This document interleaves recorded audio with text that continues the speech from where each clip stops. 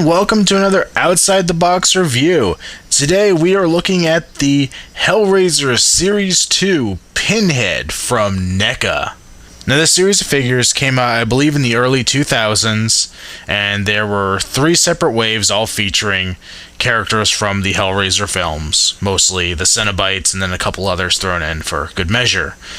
Each of the 3 series had a Pinhead in their line, and I don't think any of the other characters were repeated except for the Pinhead. And the Series 2 one just happens to be the one that I ended up picking up. And the differences between these figures are somewhat minimal, or at least the first 2, and the third one is completely off the wall. The first Pinhead had his arms in kind of a more neutral pose, and came with a regular lament configuration.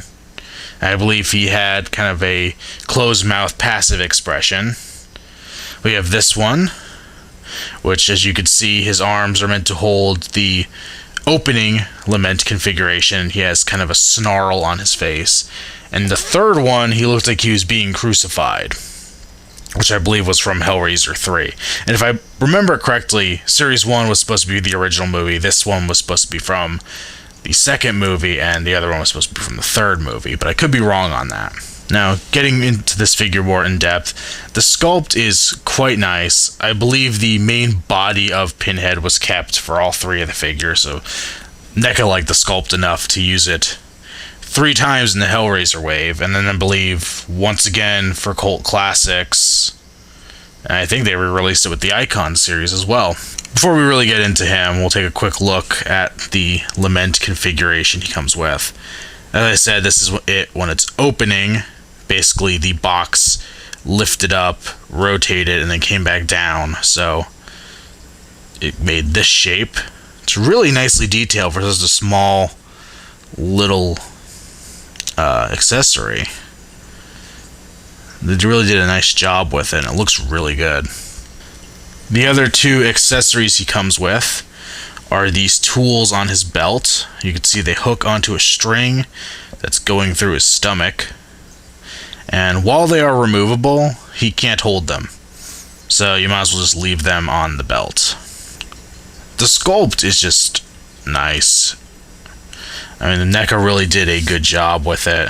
All these little details in the suit and the flesh exposed, and they got all the little details down to the way the gloves are, with some fingers covered, some not. You can see, there's good contrast between the costume and then the skin, and they also do a really good job with the paint of making all those parts stand out and look good, and really give a nice contrast, especially on a figure that's mostly black. They really use some extra colors to bring out some nice highlights on it. The figure also makes really good use of softer plastics.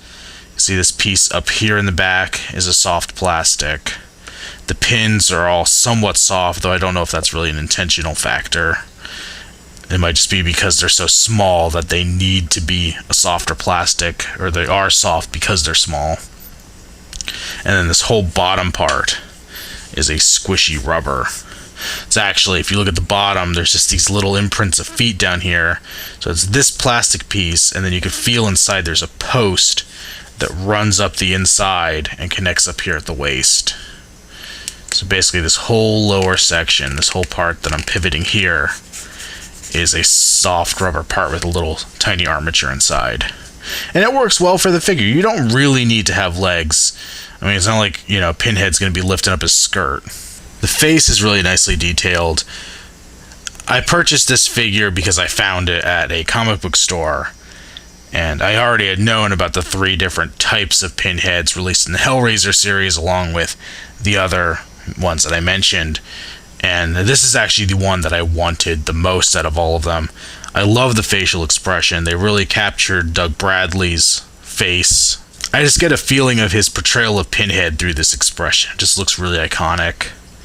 All the cuts in the face are well done. I like that they've added a little bit of blue paint around his eyes and some other areas to create that shadow and just give it that creepy vibe. I have heard complaints that the pins are a little on the large side, but without them actually being made out of metal or something, I don't know if they really could have made them much thinner and still had them be durable at any means. They are, as I mentioned before, they are a bit flexible, and if you ever handle him the wrong way, you'll probably spend a good amount of time just trying to move all these tiny little pins and get them situated so they look right. But it's really not that hard to do, and it really gives a great effect.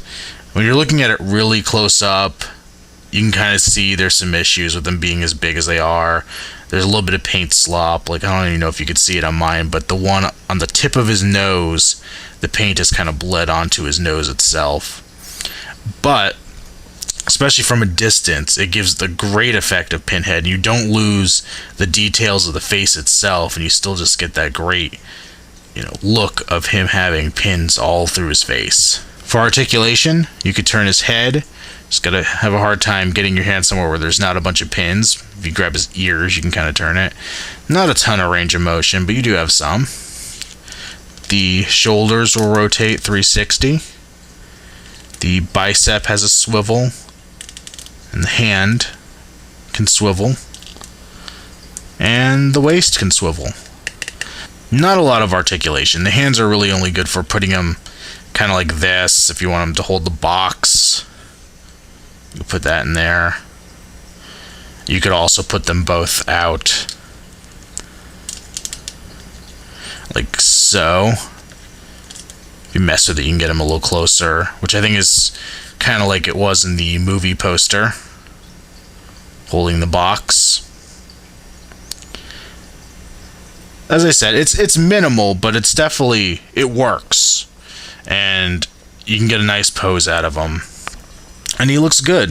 And the other thing he comes with, and all figures in this wave came with, is a piece of the Pillar of Souls. This thing is heavier than the Pinhead figure itself, and it's got some pretty nice detail on it. All the people wrapped on it, and the idea is that you would get 6 of these. I guess there were 6 figures in the wave, if I remember correctly. So you'd have the 4 making up the sides, and you'd have a top and bottom piece, and eventually you'd have the full pillar, and you could have it on display with all your figures. Honestly, it's kind of a strange little thing to add in there, but it definitely is a nice little reason to buy maybe some of the figures in the wave that you wouldn't have an interest in otherwise, because I know there were a couple that were major peg warmers, but this gives you a nice reason to pick up the whole set. So that's it for the Wave 2 Pinhead. Definitely a figure that I would recommend picking up, especially if you can get him at a good price. He's a very nice representation of the character. None of the other Pinhead figures made by NECA got much more in the way of articulation or anything else like that. Actually, some of them actually got a bit worse. So this is probably a good way to go if you're looking for a mass-marketed Pinhead figure. But I definitely recommend picking him up if you can find him. Alright, that's it for this Outside the Box review. There's plenty more to come. I'll see you soon.